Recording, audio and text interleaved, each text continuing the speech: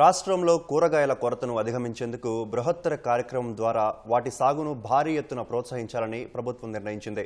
2025-26 ఆర్థిక సంవత్సరంలో కొత్తగా 10,000 ఎకరాల్లో సాగు చేపట్టేలా రైతులకు సబ్సిడీ అందించేందుకు సంకల్పించింది.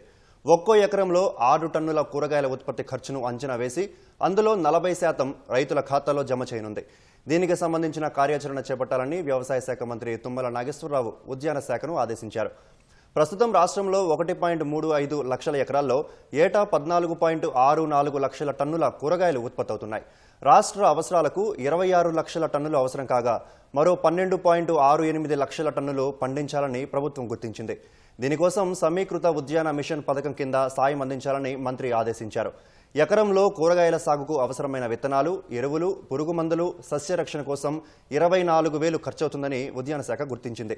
ఇందులో 40% అంటే 9,600 రూపాయలు సాయం అందించేందుకు సిఫార్సు చేయగా మంత్రి ఆమోదం తెలిపారు. కూరగాయల సాగుకు ముందుకొచ్చే రైతులు స్థానిక ఉద్యాన అధికారికి దరఖాస్తు చేసుకుంటే ఈ ప్రాజెక్టు కింద ఎంపిక చేస్తారు.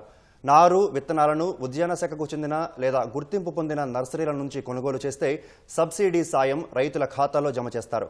ఒక్కో రైతుకు 2.5 ఎకరాల చొప్పున సబ్సిడీ సాయం అందిస్తారు.